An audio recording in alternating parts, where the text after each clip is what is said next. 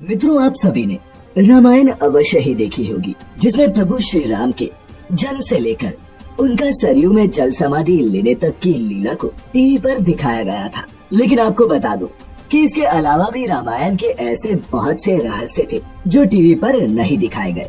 आज की इस वीडियो में हम आपको रामायण से जुड़ी ऐसी ही 15 बातों के बारे में बताने जा रहे हैं, जिनके बारे में आप शायद ही जानते होंगे। तो चलिए अब बिना देरी के मिलकर जानते हैं रामायण से जुड़े इन 15 रहस्यों के बारे में। वाल्मीकि से भी पहले हनुमान जी ने लिखी थी रामायण।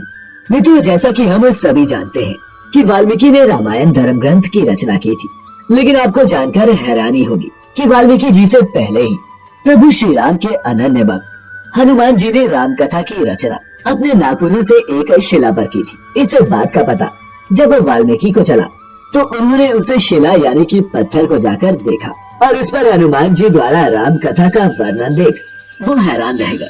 फिर उन्होंने हनुमान जी से कहा, हे पवन सुत, आपसे अच्छा राम की कथा का वर्णन कोई कर ही नहीं सकता और आपकी रचना के सामने मेरा लेखन कुछ भी नहीं है। ये सुन हनुमान जी ने सोचा कि वाल्मीकि जी कवि हैं और प्रभु श्री राम के भक्त भी हैं। उनके अनुसार अगर उनकी रचना मेरी रचना के समान सुंदर नहीं है तो भी क्या हुआ, उसमें भी तो मेरे प्रभु श्री राम की महिमा का ही वर्णन है। इसके बाद हनुमान जी ने अपनी लिखी हुई राम कथा की शिला उठाई और उसे समंदर में फेंक दिया और इतिहास में रामायण लिखने के लिए वाल्मीकि का नाम अमर हो गया। दूसरा, रामायण में ही हुई गायत्री मंत्र की रचना।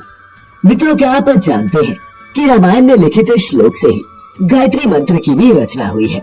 अगर नहीं जानते तो मैं आपको बता दूं कि महर्षि वाल्मीकि द्वारा रामायण में 24,000 श्लोक हैं और हर 1,000 श्लोक के बाद आने वाले पहले अक्षर से ही गायत्री मंत्र बनता है। इन्हीं 24 अक्षरों से गायत्री मंत्र की रचना हुई है। तीसरा, किसके अवतार थे भगवान राम के भाई?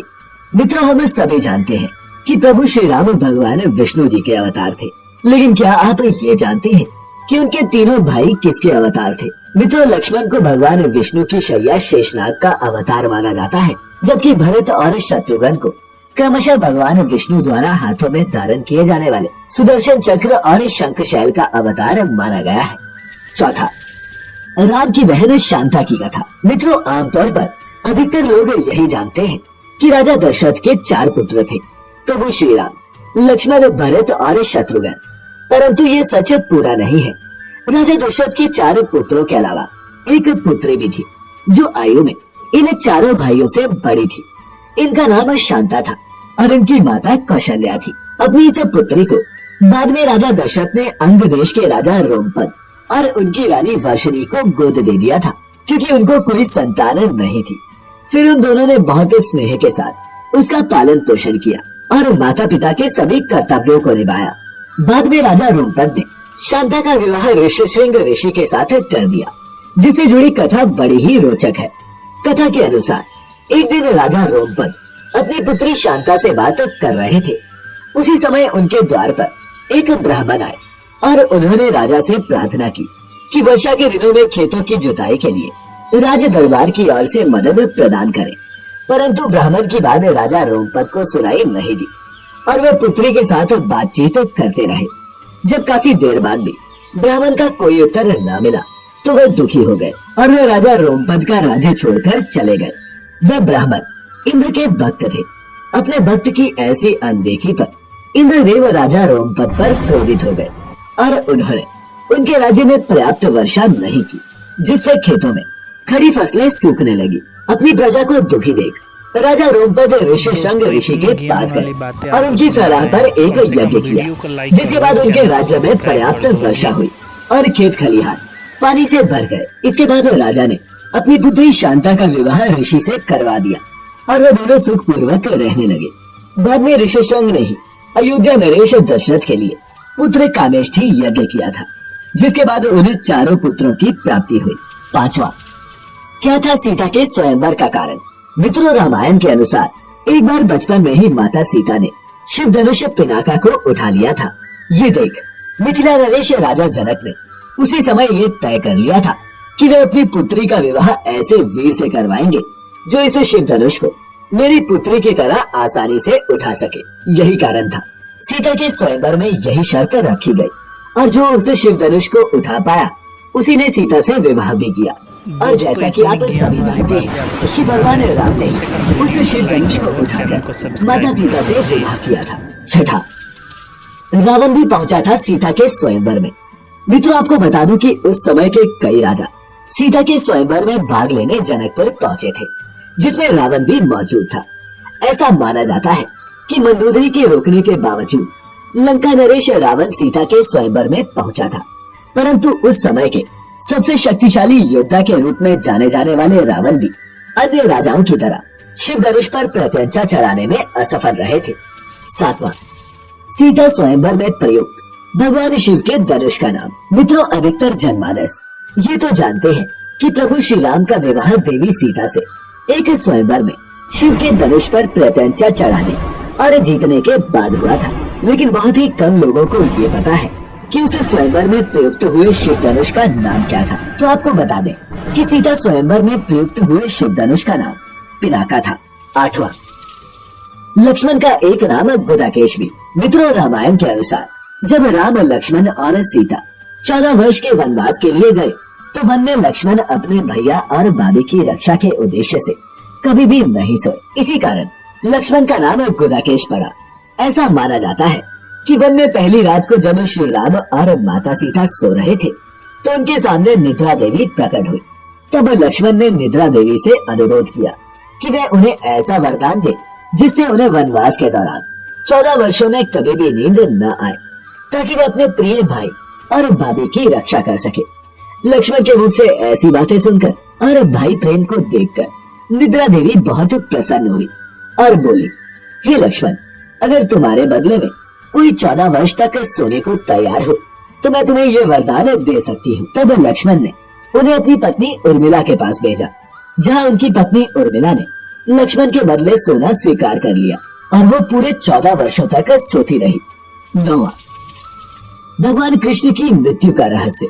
रामायण में इस प्रसंग का विस्तार से वर्णन किया गया है कि बाली और सुग्रीव के युद्ध के बीच भगवान राम ने पेड़ के पीछे से छिपकर बाली पर बाण चलाया था, जिससे बाली की मृत्यु हो गई।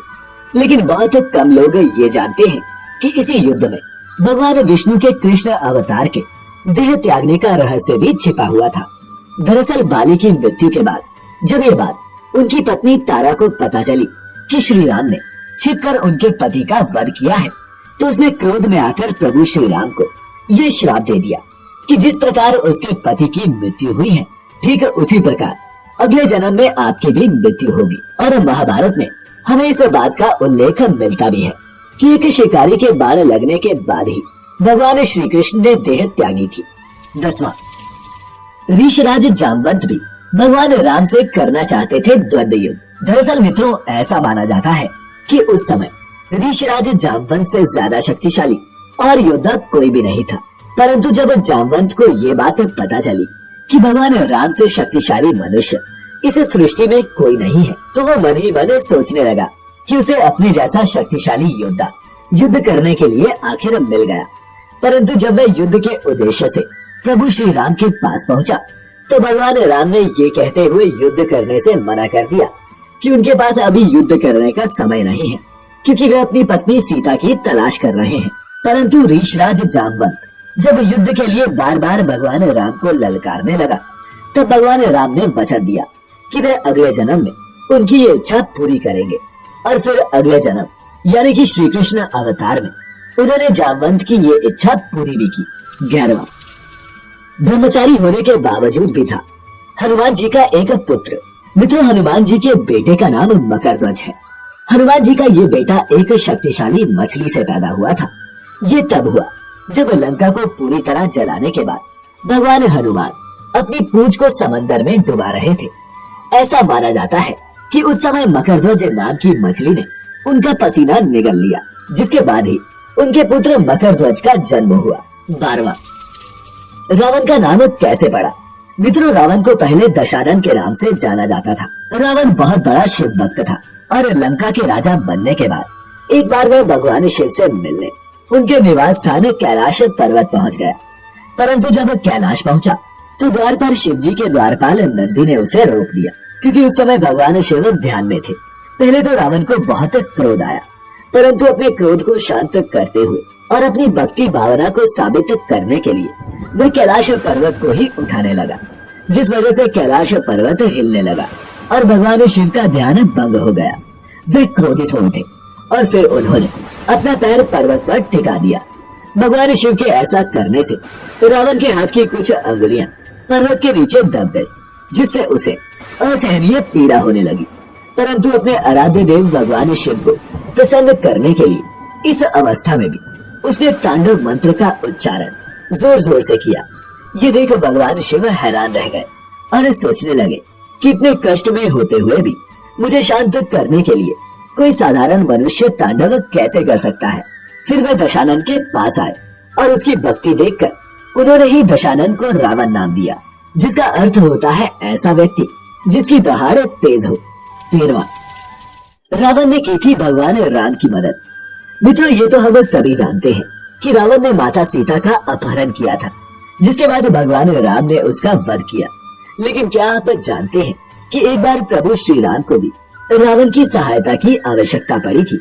दरअसल जब प्रभु श्री राम अपनी वानर सेना के साथ लंका पर चढ़ाई करने रामेश्वर के तट पर पहुँचे तो उन्होंने समुद्र पर पुल का निर्माण करवाया। लेकिन पुल का निर्माण शुरू करने के लिए श्री राम को भगवान शिव का आशीर्वाद चाहिए था, जिसके लिए उन्हें यज्ञ करना पड़ा।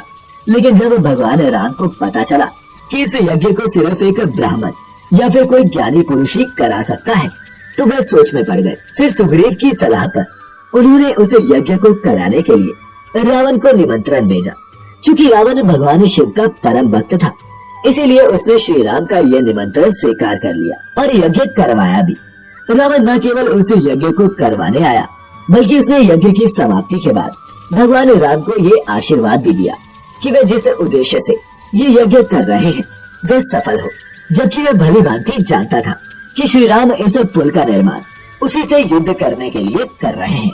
14वां, देवराज इंद्र के कारण कुंभकर्ण को सोने का वरदान प्राप्त हुआ। मित्रों, कुंभकर्ण रावण का छोटा भाई था, जो दिखने में बहुत ही भयानक था। रामायण में इस बात का जिक्र मिलता है कि कुंभकर्ण 6 महीने सोता रहता था।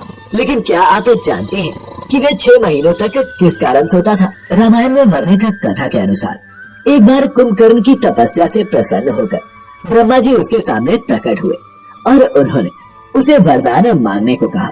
उधर देवराज इंद्र को इस बात से डर लगने लगा कि कहीं कुंभकर्ण वरदान में इंद्रासन न मांग ले। अतः उन्होंने देवी सरस्वती से अनुरोध किया कि वे कुंभकर्ण की जीवा पर बैठ जाएं, जिससे वे इंद्रासन के बदले निद्रासन मांग ले। इसके बाद जैसे ही कुंभकर्ण ने वरदान मांगने के लिए अपना मुख खोला, सरस्वती देवी उनकी जीवा पर जाकर बैठ गई और वह ब्रह्मा जी से इंद्रासन की जगह निद्रासन मांग बैठा। और इस प्रकार ब्रह्मा जी ने कुंभकर्ण को निद्रासन का वरदान दे दिया। 15वां, पंचमुखी हनुमान। मित्रों, लंका युद्ध के दौरान रावण का भाई अहिरावण राम और लक्ष्मण का अपहरण कर उन्हें पाताल लोक ले गया था। फिर उनको खोजते हुए हनुमान जी भी पाताल लोक जा पहुँचे। लेकिन द्वार पर उनको अपने ही पुत्र मकरध्वज से युद्ध करना पड़ा, जो उस समय पाताल लोक के द्वार पर पहरा दे रहा था। अपने पुत्र को हराने के बाद जब हनुमान जी पाताल लोक पहुँचे तो उन्हें पता चला कि अहिरावण की जान 5 दिशाओं में रखी हुई दीपों में बसती है और उसका वध करने के लिए इन 5 दियों को एक साथ बुझाना जरूरी है। और इसी समय हनुमान जी ने अपना पंचमुखी रूप धारण किया, जिसमें से एक सिर वराह का, एक नरसिंह का, एक गरुड़ का, एक हागर का और एक हनुमान जी का खुद का था। इस पंचमुखी हनुमान से हनुमान जी ने एक साथ 5 दीपों को बुझा दिया और फिर वहाँ से भगवान राम और लक्ष्मण जी की जान बचाई। तो मित्रों, क्या इस वीडियो को देखने से पहले आप रामायण के इन रहस्यों के बारे में जानते थे? अगर हाँ तो हमारे साथ नीचे कमेंट्स जरूर साझा करें। साथ ही ऐसी ही और भी आध्यात्मिक और धार्मिक वीडियोस देखते रहने